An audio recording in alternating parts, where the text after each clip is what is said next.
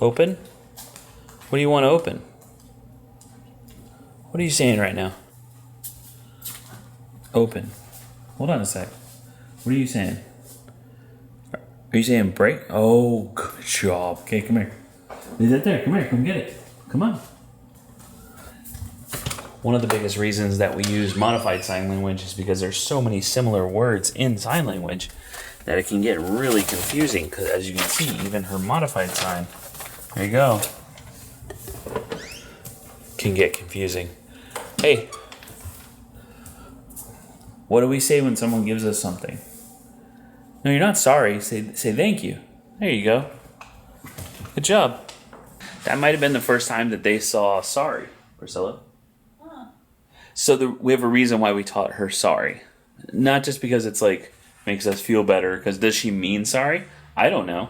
I don't know that she does. But we wanted to pair the word with like what you did was not what you should be doing. Like what you did was wrong.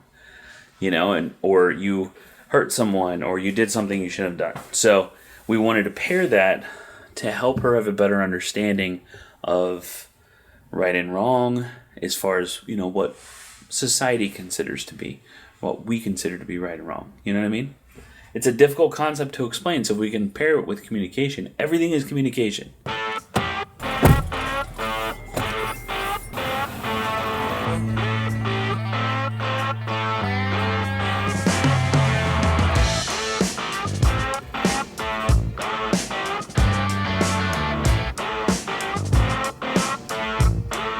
Take your seatbelt off.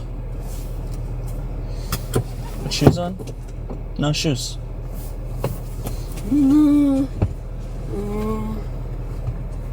Hope you have the best day. You gonna have a good day? So I can't do a thumbs up, down, put my shoes on.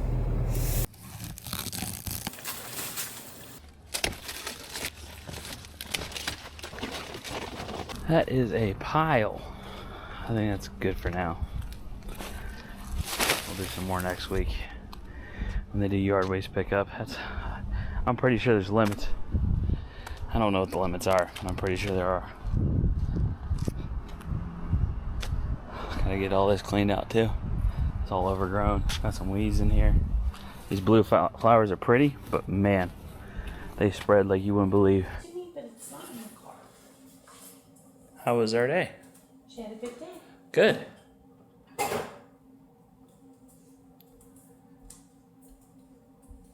Oh. You want to get that? Right. I'm going to take that first.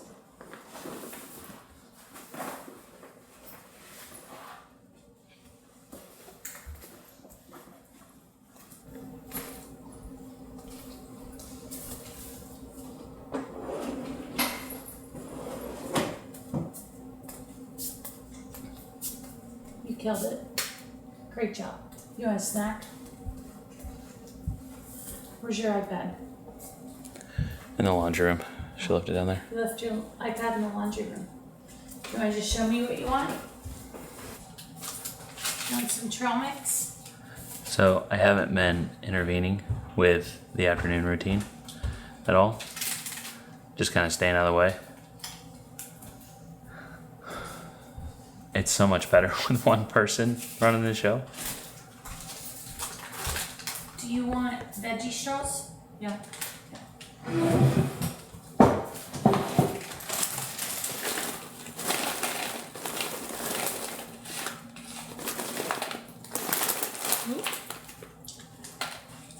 What do you think? You're welcome. From the Duval County Supervisor of Elections Office, and this call is for Priscilla Mads, calling to see as an experienced poll worker if you'd be available to work the general election early voting. The time period is October 21st through November the 3rd, and we'd like you to come into our location and stand by for 4 hours a day for a week. And if you're selected to go to an early voting site, we need you to complete the remaining tour there and possibly return the following day. If there's something that you're interested in, please call us back at 904. I'm an experienced poll worker now. They need me. Well, let me just check my schedule. Priscilla's got a full-time job now for a week. So they'll put her on standby for 4 hours is what that means. Like she has to sit around for 4 hours waiting to see if she gets put somewhere. If she gets put somewhere, which she will, then she'll be there for the remainder of the day, and then they'll call her the next day to come back, which they will.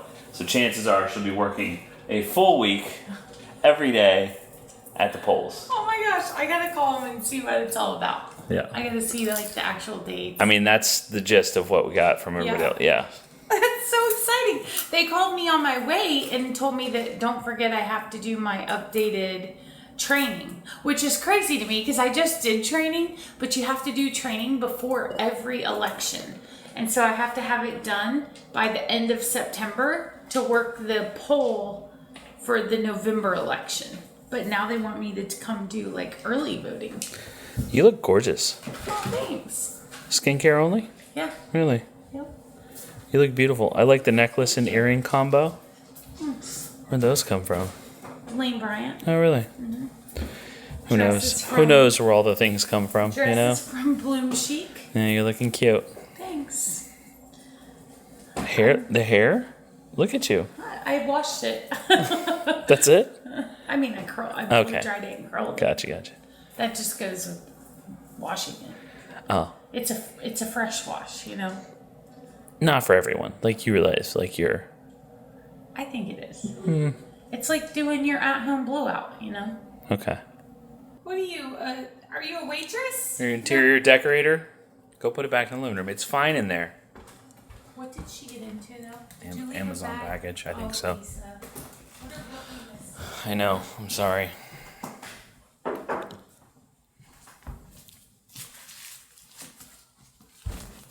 It's okay. We'll just get it later. It's fine. You guys jamming out in here? Yeah. Little party you're having in here? Yeah. Are you DJing? Just like eat. What are you having for dinner tonight, Ab? Bet you I can guess. What are you having for dinner tonight? Show me.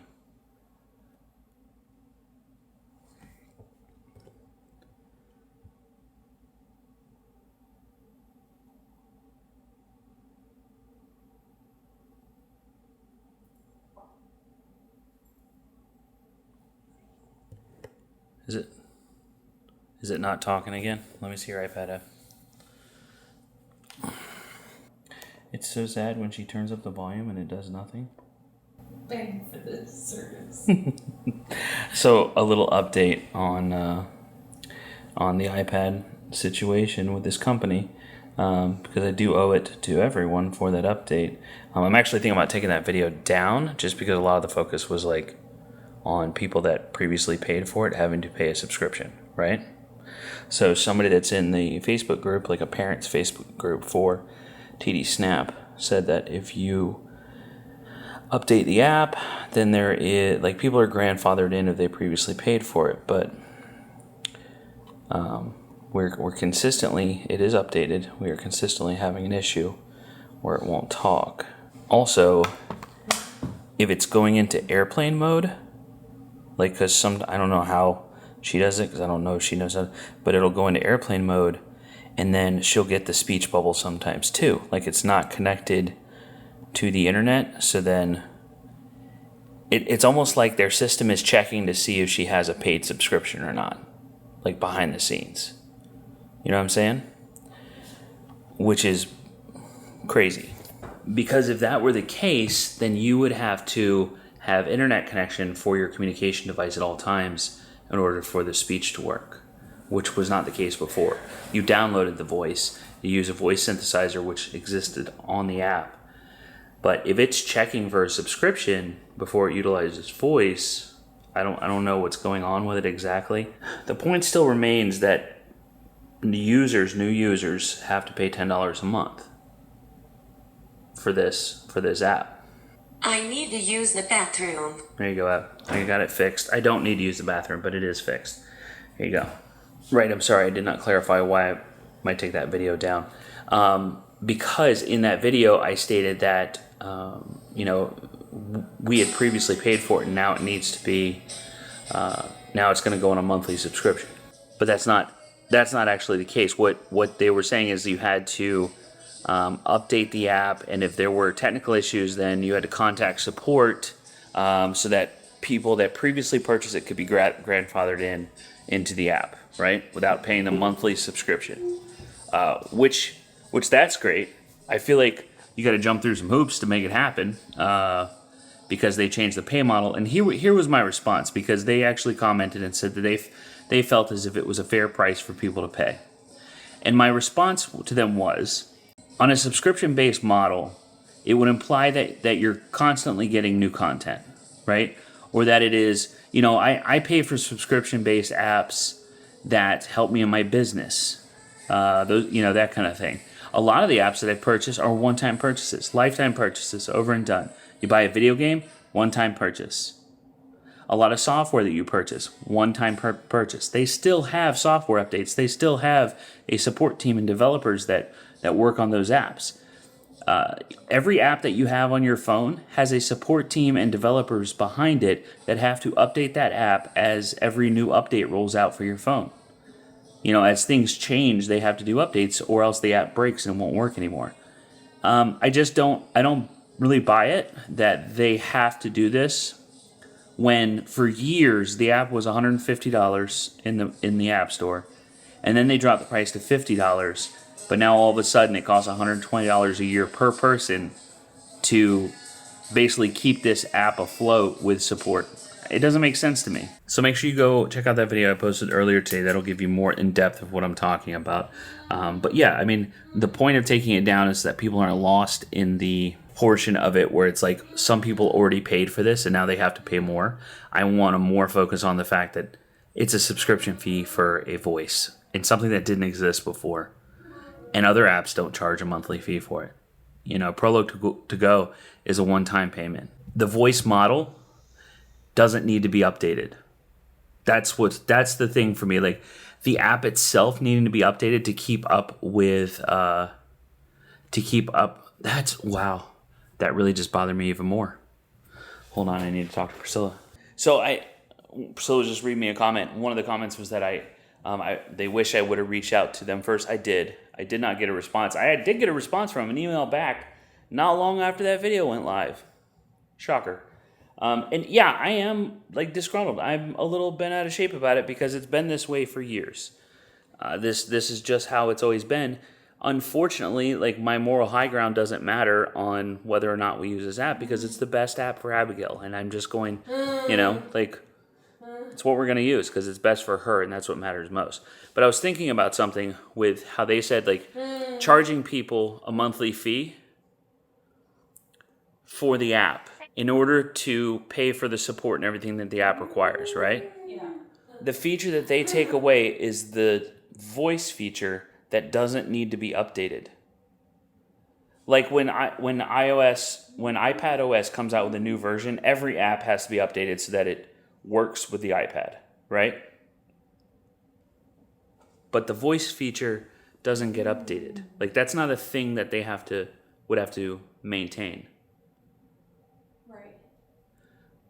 So the feature, instead of doing a light version of it, where you can use everything in the app, but you can't load your own pictures into it, that would be more valid. Because that would still give people access to a communication device. Yeah. But taking away the voice portion, arguably the most important part of it, unless you pay the $10 a month. Well, and I want that's nothing more than a business move. That's the thing of it. And I want to make sure people are clear because I've seen multiple comments. They're you just get insurance to pay for it. Okay, first of all, you don't just get insurance to pay for it. I don't know if you guys remember, we talked about this. We vlogged about how Abby couldn't get approved for it years ago. This was, 7 years ago? We went through the whole process of getting her a device, and the insurance company denied her, saying that she didn't show enough progress with the communication device. Right. So it's not just that simple to get a device covered by insurance, just so everyone's aware. I have a personal friend who's never worked with Abigail, but she works in the speech field. She's a speech and language pathologist, not even near us. She's had 4 kids this school year that have been denied through insurance of a communication device. And she's having to, appeal the decision. Like, it doesn't just happen. It's not just, we'll just get it approved by insurance. Like, these things don't just happen like that, unfortunately. Right. You have to fight for it. And now parents are being charged $10 a month for another device. Like, it's not just that easy. I wish it were. It should be, but it's not. And Canada said they're even more expensive. Yeah. Like, and everyone's insurance is different, guys. Just like with anything, right? Like, your insurance might cover one procedure that another insurance would cover. Like, it's not all black and white. And there's no one answer. And parents shouldn't have to fight for something like this. This is not a battle that parents should have to fight for their kids. Not in 2024. Sorry. That frustrates me. There are way bigger things in the world that you should have to fight for, not this. I agree. A few people commenting on the video are from the Toby Dynavox Facebook group. Yeah. So these are going to be parents and users. What's up? Oh. And I understand being a fan of something, right? And obviously it's the device that your child uses, so you want to be supportive. I get backing it and stuff like that, but in the same note, they have called out. They feel we've also voiced our opinion. It's okay to be pissed at somebody and still use their product. Sure. That's absolutely so. For example, you can get a device. I think it's the TD Navi, Toby Dynavox Navi. I think that's the model that it is. I might be wrong on the model, but the price of that. Now I had to do a search for it and find the price of. I found in New Zealand dollars, 4,500 New Zealand dollars, which is about 2,800 US. Okay, this device is an iPad. It's a freaking iPad, a 9.7-inch current model iPad. So was it the iPad 9, I think? Current model iPad. It's in a case with built-in speakers that boost the volume on it. And it looks like there's an extended battery because it says it gets 18 hours of battery life. So there's a battery and speakers built into this case with a kickstand, and they're getting $2,800. So based on the price of that iPad, it's a $2,000 case. You can't tell me that a company's not just out for the money, and it is totally possible to be I want to support, this community and make a ton of money doing it. Both of those things can coexist, and you can't tell me that that's not their goal when they have a $2,800 iPad. That's what it is. With speakers and a battery. Buy a backup battery, tape it to the back of the case, and use a Bluetooth speaker. But I can tell you, we have zero issues with Abby's, the sound quality and the, I don't know what else you would need.